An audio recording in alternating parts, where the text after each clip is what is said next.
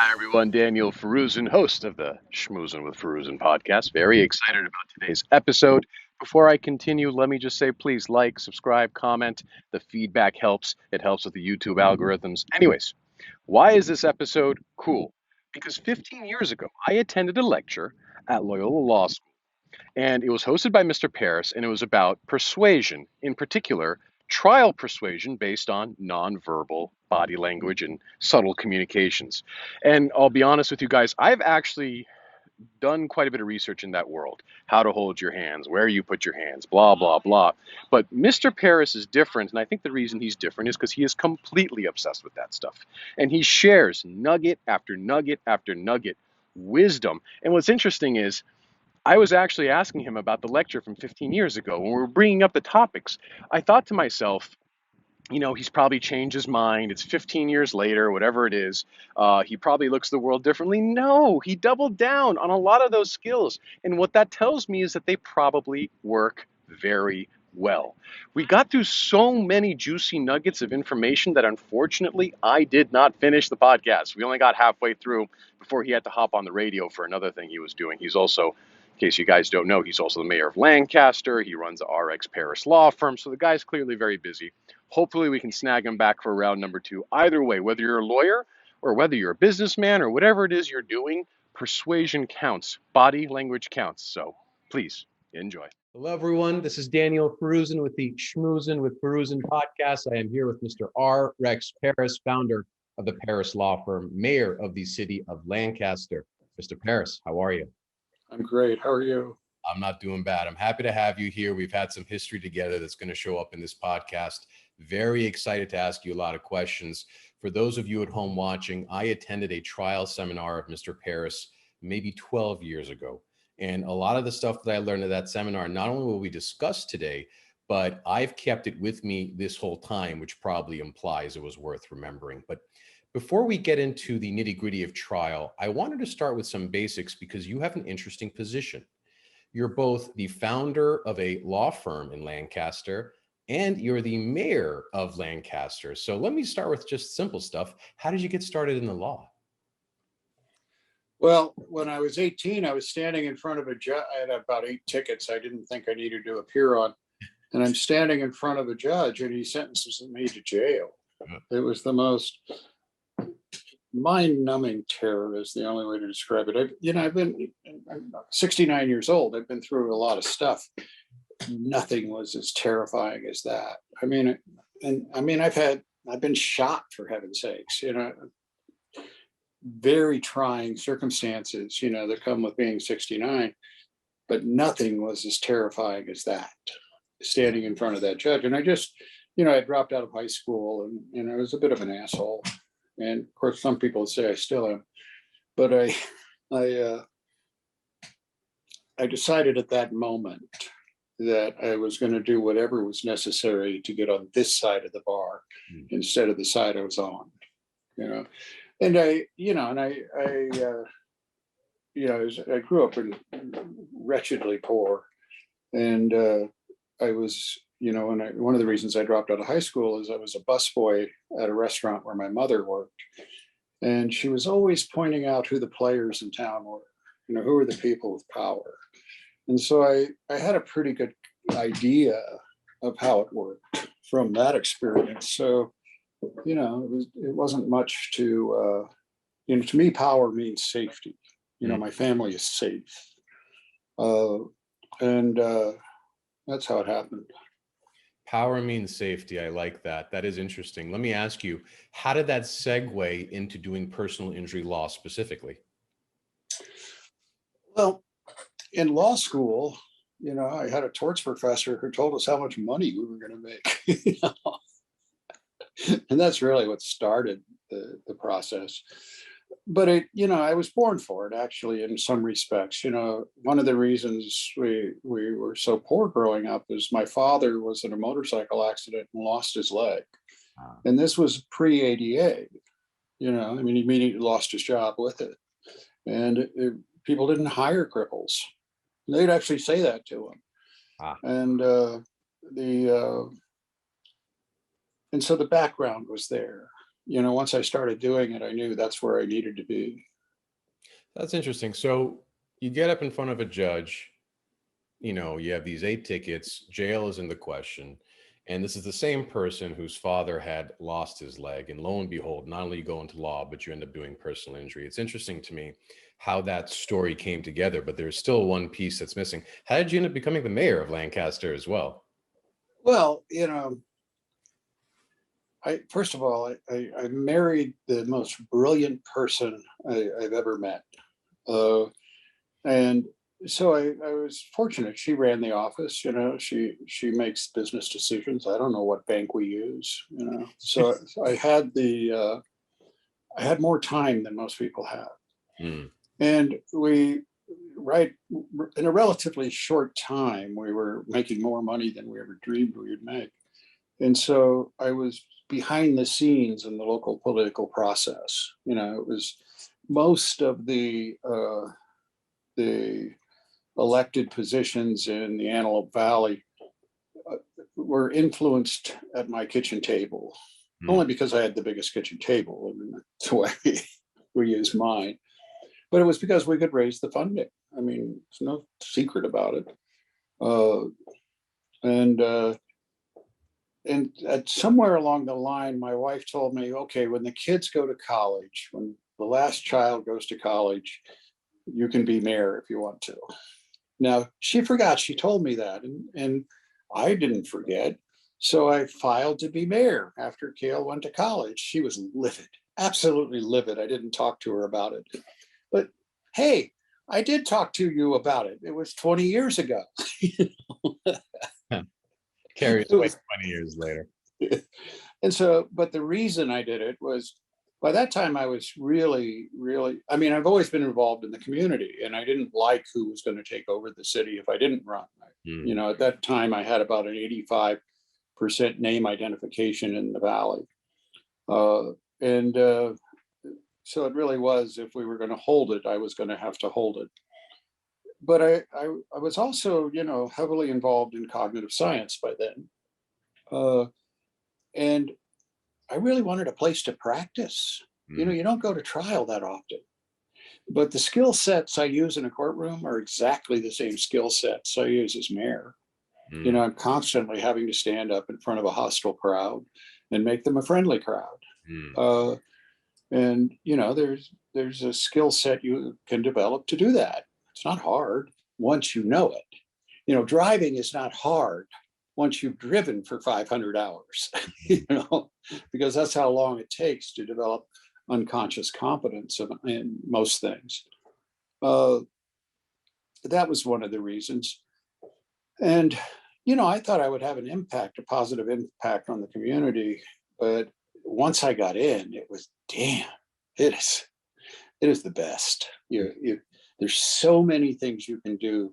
There's so many creative processes you can get involved in. All you got to do is keep one rule in front of you, and that's every day has to improve the well-being of the community, or have the probability of that being the outcome. Like I just got off the phone and committed to developing this mental health van that uses TMS, in assisting in drug addiction treatment and mental health issues. And I was able, it's not like the County of Los Angeles where you need 20 different departments to say yes to it. I've got a very supportive council, and I'm relatively sure that, I can commit to this sort of stuff and it'll happen. I mean, I've been mayor now for 12 years and I've never lost a vote on the council. Wow. So I'm able to really, that's not because they've always agreed with me. It's because I know these folks really well, and I know if I'm going to lose, not to put it in front of them.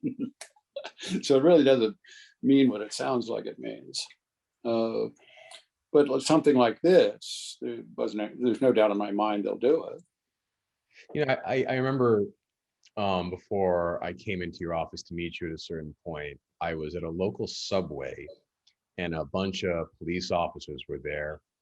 And we started having a conversation about you. You were the mayor at that time. And they had nothing but good things to say about you.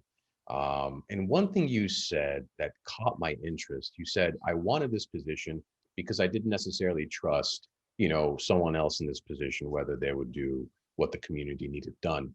That resonated with me. I find a lot of the times I throw things on my back and I carry them because I feel like, the saying goes, you want to get a job done right, you got to do it yourself. And that's not just for me. I'm sure that's Yeah, it's like sex. If you want it done right, you just have to do it yourself. yeah. I'm sure that people will agree with that. I wanted to ask you, look, it's not lost on me. You have a successful law firm with 20 people, 20 attorneys at least working at it. You're the mayor of Lancaster. Clearly, you're a man who takes initiative. Can you talk to us a little bit about that? And I also, not just because I know that the initiative can get people places, but it also comes, I think, at a cost that you stressed out, you have a lot of work, long hours. Talk to us about that. Well, I'm not one of those people that really knows how to have fun, so I don't really have to give up much. Because if you're one of those people that knows how to have fun, you got to give up a lot of that, in the process of getting there. Now I really enjoy my grandchildren, and I was talking to my son just how much I regret not having done all these things with them.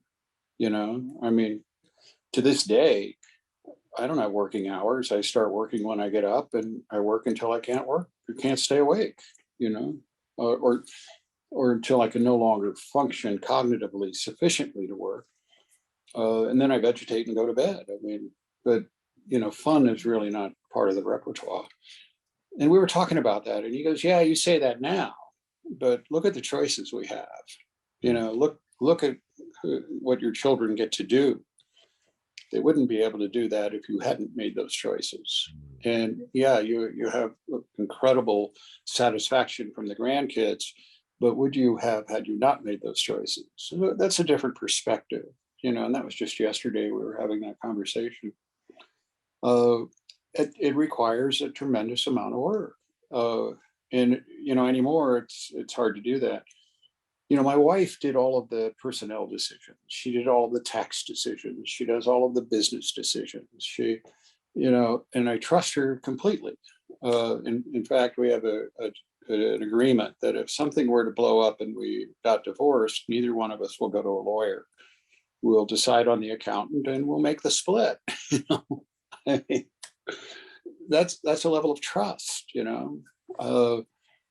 Even I trust her even if it were to go bad, what will happen? So as a result, like I'll be bitching about the lawyers. They haven't read a new cognitive science book in a month or something. She'll say, "Hey, they got jobs." I mean, I do get up at 4 o'clock every morning and study persuasion skills. It's my hobby. I think I'm pretty good at it. And but I had the time to do it, and she gave me that time. If I had to actually manage this office, I wouldn't be mayor. What I'm also doing is I'm the president of Carthronics, and that's a biotech company. And these scientists out of USC that have unequivocally discovered how to stop arthritis, osteoarthritis. And it looks like they may have discovered a means of stopping all autoimmune diseases. And we're, marching towards clinical trials with that. That's what I'm really excited about, and I wouldn't have been able to do that had I had to manage a law office. And, this is really a partnership effort. And now, I have my children involved in it all. So it's really easy. It was always my brother and I and my wife, but I surround myself with people I can trust, and I surround myself with people smarter than me, and it's not as hard as it sounds. That part is hard, and and trust is something that develops, and so you got to forgive a lot of sins along the way, I really have learned over the years to pay attention. Does this really matter? You know, if it doesn't really matter, or if it's not my monkey, right? Don't do it. Stay out of it. Uh, I just had a meeting with the support staff, some of the support staff on a case we have, and we've got co-counsel, and problems always arise. And they were upset that I hadn't come rushing to their defense. And I said, the fact you're sitting at that table, I know that you're able to defend yourself. Don't waste my time unless you need to waste my time. And but you've got to empower people who are not attorneys to go head to toe with attorneys. And that a lot of people are unwilling to do that. If everybody in this office is tested and interviewed and re-interviewed, they're competent people in their own right. That's where you should be putting your energies, is making certain that the people you have around you are competent people and are emotionally competent. Meaning this job requires a level of humility that if you don't have, it will crush you. That was incredibly informative and insightful. I didn't expect, there was quite a few nuggets of wisdom that you just provided us. I don't think I can cover all of them, but going from having life partners and life decisions with people you can trust, humility in the work, understanding what to and not to get involved in. I'm going to enjoy listening to your answer when I watch this video. Thank you for that. That was very insightful. Of course, you got to remember, the only reason I'm able to do that is because every one of those rules I violated and had to pay a price. Yeah, I understand. Well, let me ask you, let's talk about rules and stuff of that nature. So you're a civil attorney and you're a mayor.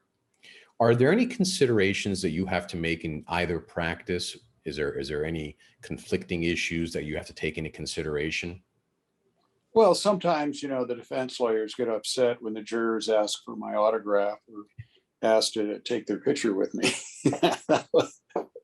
That actually happened once. That's funny. They didn't think so.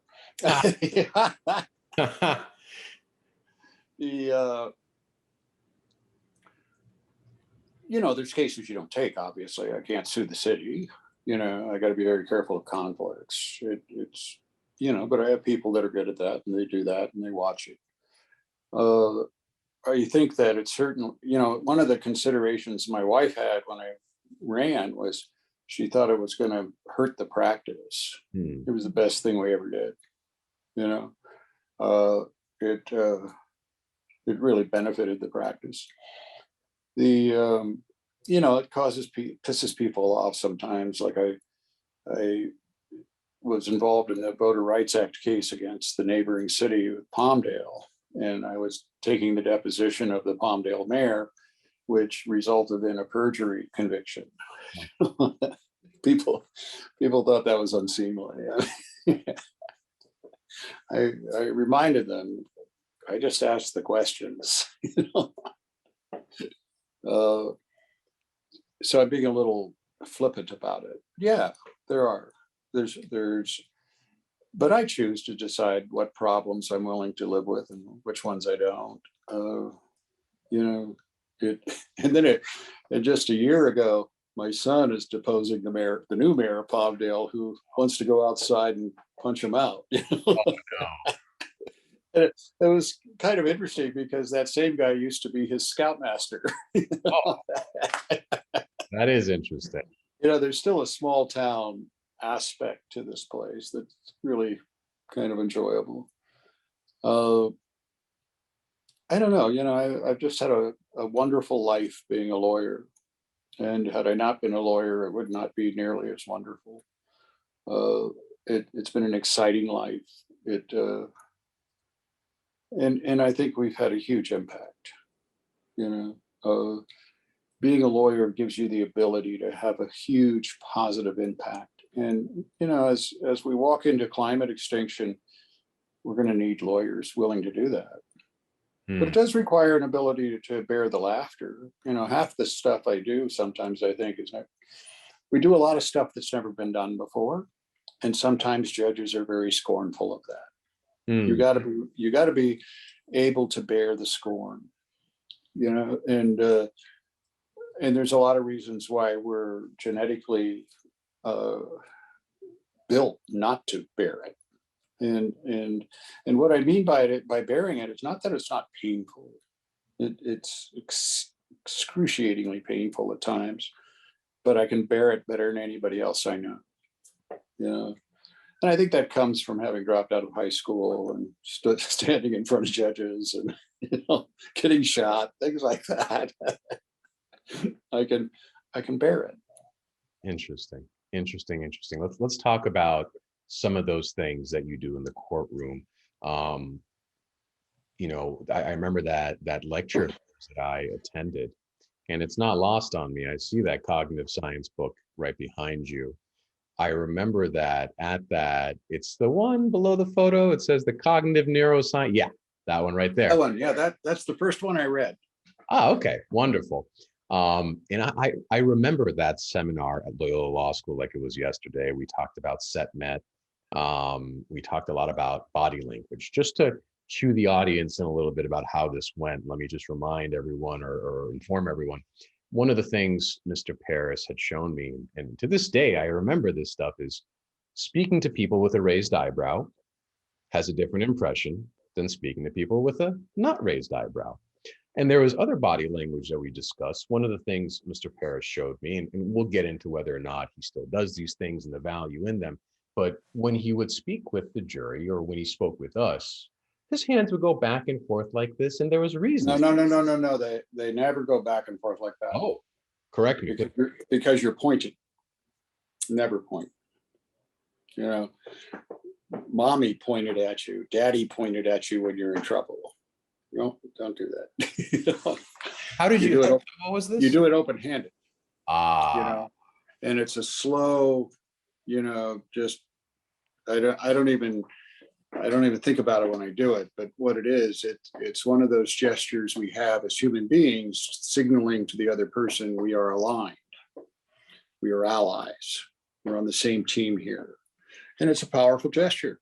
And it, you know, in order to do it well, you got to practice it so that it's invisible to the person you're doing it to. And it took me 6 months. Could you break down, and I think you may have already explained the hand gesture, but could you break down both the hand gesture and the eyebrow raise and let us know? Okay. Well, the you know, one of the things we have difficulty with as parents and as trial lawyers is getting people to talk. You know, like your kid comes home and, so Cale, what'd you do at school today? Nothing. You know, I mean, that's what parents are used to getting. But if you say, Cale, what'd you do at school today? And you raise your eyebrows and wait, they usually start talking. Now, the reason for that is when they're infants, and you know, we tickle them or whatever and raise our eyebrows. The raising of the eyebrow is a signal to them to start performing. Now it's their turn, you know. And it's a powerful gesture. There isn't any question about it. You know, my wife was negotiating the credit line points. I'm still not quite sure what that means, but apparently it can be a lot of money. And she was saying, you know, they wanted 3 points, and she just looked at them, raised her eyebrows and looked at them. By the time she was done, it was down to 1 point, and they just talked themselves down. You know, and there's things you can add to that when you want people to talk. I'll do it to you in a minute. Probably a better example. And then there's always tell me more. You know, I mean, that always works. But what you need to do is you need to read about these different signals, what those signals are, and then practice them every day. So that when you're standing in front of that jury or you're deposing that witness or the witness is on the stand, they just come out. You know, you just use them. But you know, I'm such a believer in the eyebrows. I had that these eyebrows are tattooed. Really? You know? Yeah, because they all got white, you couldn't see them. You know? Wow. So with the eyebrow methodology, is there a particular time where you find it to be most useful? Is there a particular time where it's more persuasive? Well, I'm not persuading, I'm just getting you to talk. Okay. You know, now some experts know that, you know, and so they start to make fun of me. And I just sit there, you know, it compels them to talk. You know, there's most of our communication with each other is visual cues, you know, and you know, it's a whole body of work, you know. Eye contact. There's a book on eye contact that I have all my lawyers read. You know, how long you hold the eye contact, the look back. You know, when you that's the Clinton look back. You know, there's procedural devices that we use almost routinely. We, you know, like one of the things we brought in, I forget his name. He's kind of the rage right now. He was a hostage negotiator for the FBI, but I brought him in for the day with the firm, and one of the things he taught us to do is just say the last word they said, or the last couple words. You know, they'll always start talking. They'll always add to it. They'll always give you additional information. And so in the firm, we're always doing it to each other. It's a game. And most of them can do it to me about 3 times before I realize they're doing it to me. You know, but we deliberately practice these techniques. You know, as lawyers, there's really not a lot we do in regards to, I mean, we have a body of facts to work with, and it's usually which ones of those that we bring out are case determinative, and what we actually should be good at is knowing how to bring them out. Then you have the choreography of it all and the timing of it all, and you know, there's a lot of things that come into play. But if you're not able to get people to talk, you know, go home. You're hurting your client. Interesting. So repeating the last few words. So in a situation like that, I would say, so if you're not able to get people to talk, and then I'd wait, maybe even raise my eyebrows and see if you continue. Continue? Can I say continue back? At what point? But you see what I mean. Yeah, hey, you got me talking. Yeah, you'll start talking. You know, you know, as you get more and more into it, if you're talking more than 40 seconds, you're talking too much. You know, what most of the things we do are trying to get other people to tell us, not us to tell them. But we love to tell them, and so we're half as effective as we could be. And you know, we pay attention to the math of life in many respects. You know, like if you do something negative to somebody, especially your spouse, you owe them 5 positive things. Because if you don't give them 5 positive things, you're starting to lose the relationship. You know, and over time, it will erode. You know, and that's pretty robust science that Goodman has developed. No, Gottman. Yeah, John Gottman. You know, it's we're just biological machines, and the more I learn, the more I believe that, and the more I pay attention to the brain chemistry, the better results I get. Yeah. But with all of it, you know, I still need a good case. You know, I still need somebody who's been injured through no fault of their own, and they don't want to compensate them. You know, I need that stuff. And so I'm always afraid that when I do these discussions, that people lose sight of that. You know, this isn't a trick; it's a technique. And it's a technique designed to search out the facts. Now you'll notice I didn't say evidence, and I didn't say truth, and I didn't say honest, because I know the research on those words is that it has the opposite impact. If I say evidence, they'll distrust me. If I say honest, you'll think I'm lying. I mean, this is an ever moving target. You always have to stay on top of the research. Interesting. How do you do that? How do you stay on top of the research? How much of your day is spent just reading these books? 40 to 50%. Wow. And then you have conversations. I mean, obviously you did that seminar that I attended, and I was a beneficiary of these books that you're reading in that sense, as I am here today. And then this just trickles down to your firm, and you have the associates of your firm participate in this stuff as well. Yeah, although, COVID has really disrupted that. Now that we're actually meeting in the same room again, I have to get back into the swing of, what I used to do. We have a attorney meeting every week, and I used to spend a half hour to an hour teaching them something. But lately I've noticed I've been spending 3 or 4 minutes. A lot of that also is, one of the books everybody should read is Scarcity. And it talks about our mental bandwidth and the energy we have and how well we have to manage that. And failing to manage it victimizes us in so many ways. One of the things I learned in the book, which is really amazing. Did you know that poor people are dumber than you and I are? That you really want to say, you asshole. It's so repulsive to even say it, right?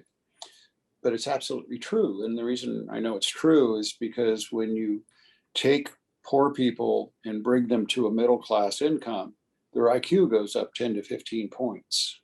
Now, why is that? Well, when my mother was raising me and my brothers, she'd wake up in the morning and she'd immediately start worrying about, how do I pay the water bill? If I pay the water bill, how are they going to turn the electricity off? We were very poor. And that's why poor people will tunnel, and it's called tunneling. They'll go to payday loans, they'll do things, like that, because it's the immediate problem in front of them is all consuming. And before you know it, they've dug a hole they can never even get out of, because we've created a society that allows that. We've created a society that allows usury as a standard business practice. Hopefully there's some lawyers out there that will do something about that. But the whole idea behind scarcity is, a lot of it is just managing cognitive resources. Like if I'm in trial, I put out my clothes the day before, so I don't have to make that decision in the morning. I don't order my own breakfast. Somebody else does that, because usually we're out of town when we're doing trials. Or if I'm at home, my wife does it. If I have to drive to the courthouse, I don't drive, somebody else does. While I'm there, every decision I do not need to make, somebody else makes. And the reason for that is we want to preserve all of my cognitive functioning for the trial and all of my focus for the trial. If, I tend to get in a lot of, verbal altercations, go figure. And what we've learned though is to keep me out of those. We always have a trial team. Somebody will be assigned to step in the middle of that the moment it happens, because I'm going to need all those resources when I'm cross-examining that witness, because I need to see when it cracks. I need to see the hole, that I can drive the truck through. Like when a witness says something that's totally out of left field and can really mess up your case, you have to have the cognitive wherewithal to walk towards that fear because what I see most lawyers do is they want to act like the jury didn't hear it. Trust me, there are 24 ears listening to that. Somebody heard it, and so I know to walk towards it. I have to lift that rock up. And every time I've done that, especially if it's the plaintiff, has paid huge dividends, huge dividends. An example is one time I had a wrongful death case. The 18-year-old boy died. The mother's on the stand, and she's laughing inappropriately. Now, it was just because of the experience I knew to say, you're laughing inappropriately. Why is that? Most people don't want to draw attention to it. But I knew if I didn't resolve that verdict was going to really suffer. Yeah. And then, her response was, I am so afraid. And, to this day, I mirror the fear she expressed when I asked that question. It was so painful for her, and she was trying to cope. And that, allowing her to explain it allowed the jury to love her. And boy, did they. Yeah. But I don't do that if I don't have all of my cognitive resources ready to come into play. It's interesting. I want to come back to mirroring. Let me just say this real quick. I remember, I think it was Mark Zuckerberg. Someone asked him, why do you just wear a shirt and sandals every day, the same thing? He says, it's one less thing I have to think about. I have a lot of decisions I already have to make. Goodness, even in my own practice, there are just certain things, please, let my office take care of it so that I can focus on, like you said, seeing the cracks, focus on the litigation and specific aspects of litigation in particular. I think that's interesting. And I think I'm going to have to read that book, Scarcity, now as a result. Wouldn't be the first time you've recommended a book I read, FYI. My wife found that one. And everybody here in a management position had to read it. Okay. Well, duly noted for both myself and the audience. And there's 100 people here. Actually, 94, I think now. Wow, that's a big office. I wanted to talk about mirroring, because I remember in that seminar at Loyola Law, we had that conversation, or not we, but you gave that as part of your lecture. And one of the things you pointed out, I still remember this to this day. And frankly, it is something that comes up in even my persuasion or my public speaking or whatever it might be. Or sometimes I just want to be a more effective communicator. I'm not necessarily trying to get an end goal. I'm just trying to make sure that myself and the person to whom I'm speaking are on the same page. And I think that has value. You had mentioned in that seminar that if you get emotional, that the person who's making eye contact with you may experience that emotion. And the example in particular that you gave was, we all get emotional, our eyes water up a bit. And if our eyes water up a bit, the person looking at us may be so inclined as well. Is that something you're still working with? Can you talk to us about that? Yeah, I mean, mirroring, I think, was probably the most significant discovery of the 90s. And the research is progressing with it. And what it is we literally have mirror cells in our brain that will mirror whatever the person that we're focused on is doing. They learned it with monkeys, when the researcher was drinking from a cup, the part of the brain that the monkey lights up when he drinks from a cup was lighting up just because, the researcher he was focused on was doing it. He was actually eating an ice cream cone, but, Yeah. You get the idea. And since then, they've learned that, those mirror cells that autistic people have a lot fewer of them. It seems to be a mirroring cell issue in many part of it. It's a complex issue. One time I used to have a blog, it's Trial by Science, and I was interviewing Robert Sapolsky, out of Stanford. He's a primate neurobiologist, but he's one of the smartest people that ever lived. He's really an interesting guy. He's got a beard down to here and hair down to his ass. And I mean, he's so smart he can go to work like that. But I was I was like a worm in horseradish, it was just to be able to talk to him. He's been one of my heroes. How I got into cognitive science, very soon into it, I sent him an email saying, I don't have time to go back to school. Can you give me a reading list? And he did.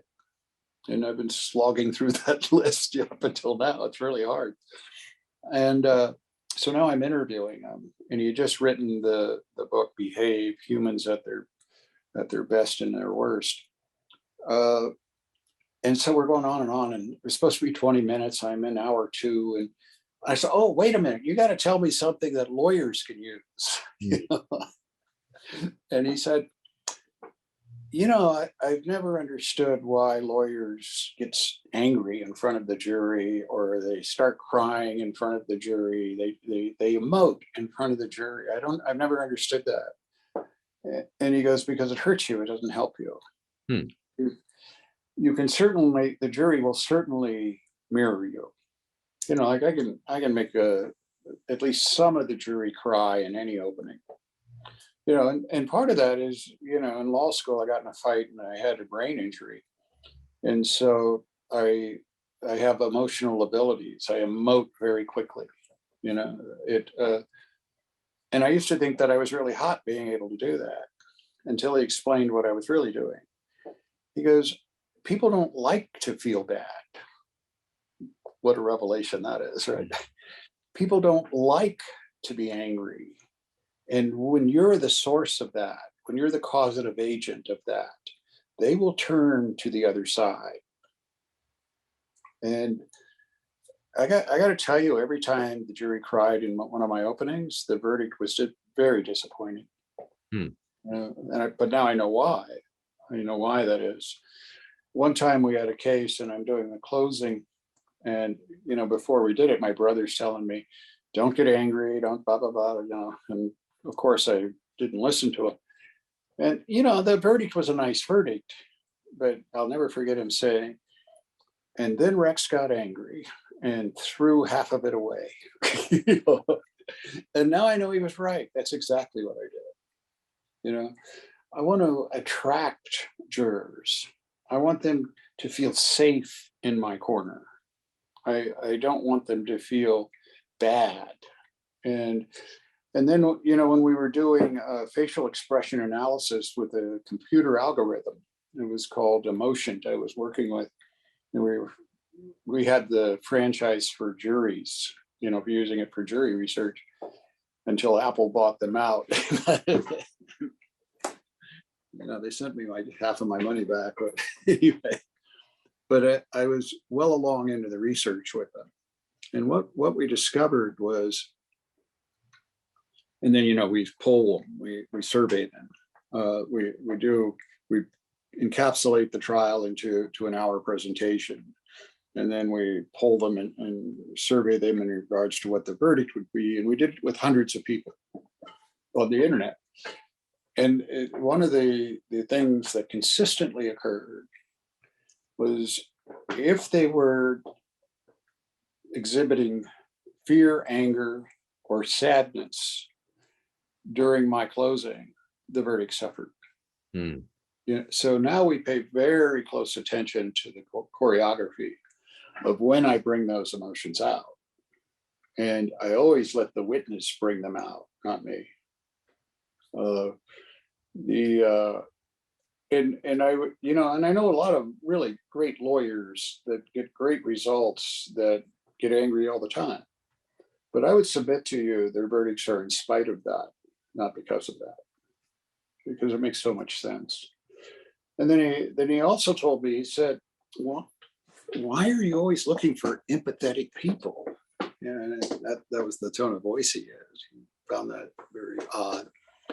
He said, empathetic people will emote, they'll cry, but they rarely act. They rarely do anything, when they're being emotional about it. he said, you want detachment. You want a jury that has this level of a detachment, and they're going to do what they need to do. And so, the last two 8-figure verdicts we got, both of those juries were conservative juries. I mean, for LA, they were really conservative. But when you present the case as violations of the rules and what do the rules say to correct it, you get amazing results. And I'm almost to the point now I prefer conservative jurors. Not always, but I certainly don't shy away from them. It reminds me, it's interesting you say you prefer, you don't shy away and sometimes prefer conservative juries. Sometimes what someone else might seem is a Rubik's Cube can actually be a gift. It's not so much a puzzle to solve, but something that you can take advantage of. And it reminded me of a discussion back to that seminar at Loyola Law School 12 years ago. It reminded me of something you said back then, which was you had a case where the defense attorney said, hey, if you give this woman this X amount of money, you're giving her the golden ticket.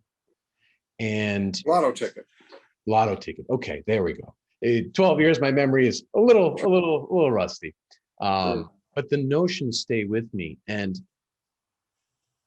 you pointed out that, that might be a difficult thing to navigate under certain circumstances. However, the way you looked at it was, and correct me if I'm wrong, the way you approached it was you told the jury, sure, here you go, here's your lottery ticket, but now every time you lift your child. No, that's not what I did.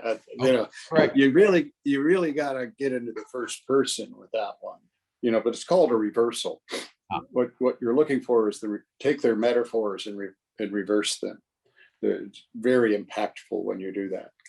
But with that, the first time I just pulled it out. That case was a fabulous case too. But I closed. I was very happy with my closing. He closed, and we're leaving the courthouse. Me and my two sons and my wife who came to watch. And this is one of the few trials we did in Lancaster. So we were going home for lunch, and my wife says, "You're in trouble." I actually thought she had a little too much mirth when she said that, but she said, "You're in trouble." That was a great closing. And I said, "No, I'm not." And I told the boys, I told one of them, go into my office when we get home and start mind mapping the rebuttal. He's 18, right? And I told the 19-year-old, work with him on the reversals. And that's all I had to tell them, because I trained them. Every time we would see a movie, every scene in a movie is an attempt to have a reversal in value. It starts out rainy, it's sunny when it's over. It's a desert scene in Star Wars, and it ends, with a very lush ceremony with the princess. It's reversals in values. And I was always saying, commercial, see the reversal, and I would do this hand gesture, and that became a family joke. See the reversal, like only kids can do. But they learned it from the time they were 8 years old. They get it. And one of them were the ones that came up with the lotto ticket, and told me gave me the idea of how to reverse it. And it goes like this. It's here it is. It's the $184 million Super Powerball Lotto ticket. And it's the winning ticket. And it's yours. I'm looking at the plaintiff. It's all yours. But you have to give up a few things. You will never, ever make love to your husband again without being in agony. And you will never, ever pick up your grandchild and toss her into the air and catch her as she laughs again. And then I'll have I always do something in threes. And then I'll go, do you want it? And then I'll turn to the jury and say, anybody here want it? When they're shaking their head no, call the travel agent. I hate trying cases against bad lawyers because they don't give me enough material to work with. Huh. You know, it's in the reversals that that tension exists that pushes that verdict upwards. And but you have to understand reversals. How you understand reversals is, there's a lot of books on screenwriting that spend a lot of time talking about reversals. And anymore I can just write the keyword as soon as I see it, because all abstract thought is based on metaphors. There's a metaphor for it. And you just got to be cognizant and understand metaphor really well to see it when it pops up, and then know to reverse it. Yeah. And I usually like 2 or 3 reversals for the rebuttal. They're always there. It's but it's easy now, but it took 6 months of studying metaphor and 6 months of studying reversal, and then you have to practice it. Everything we practice and practice and practice, and it's very satisfying in the end. It's finally, I used to be terrified of trials, and now I understand why. We all are. There's very good cognitive reasons why a courtroom is a very hostile place to live. And once you understand that, though, and understand it has nothing to do with you, it has to do with being a human being. Now I look forward to it.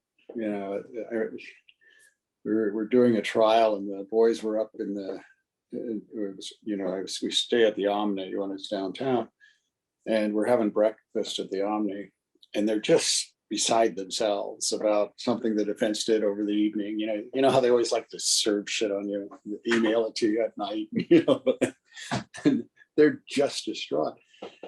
And it was a very cathartic. It was a catharsis moment. And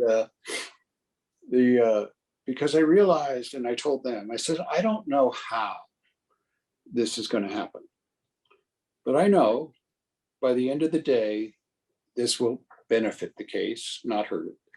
And I know that with absolute certainty. That's finally where we're at, and so every time they throw stuff at us, it makes it better, not worse. I really believe that, because it's not because I'm so much better than them. It's because, hell, I'm not going to try a case I can't win. I get to choose which case I try. They've got very little to work with, and so they'll always cheat and steal, and which, if you catch them and you know how to bring it to the jury's attention, your verdict goes up, not down. At least that's been my experience. What's interesting, I didn't know if we would be coming here today and you were going to say to me, no, Daniel, all that stuff, I've changed my mind. No, I actually am I get a sense of warmth from this. I remember you saying, I forgot that you said it till you brought it up, that you don't like going up against bad defense attorneys because they don't give you enough material. I remember 12 years ago you said that, and here you are today saying the same thing. Yeah. But it's because I don't take bad cases to trial, and that's sometimes I do just because I think it's really challenging. But I don't expect those great things to happen in those cases.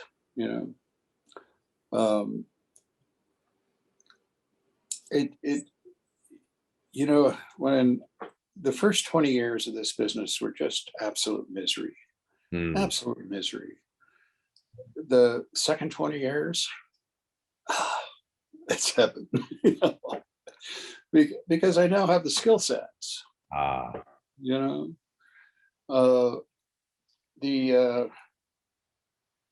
know, the first 20 years, I could write the nastiest letter you ever read. We didn't have emails. You actually had to put it on a hard piece of paper. And the last 20, I'm spending a tremendous amount of time filtering the associates and my partners. I do not let them write nasty letters, because how is that persuasive? If the goal of the email is to give it to the judge as an exhibit, you don't want to be the asshole. And you don't even want to be the one with the snide remarks. So usually I always address opposing counsel by, formally, Mr. Smith. All right, guys, if you made it this far, I sincerely appreciate it. Unfortunately, Mr. Parris had to run. Anyways, we're going to try to snag him for round number 2. Please do me a favor before you go. Like, subscribe, comment. Your feedback is always appreciated. Thanks, guys.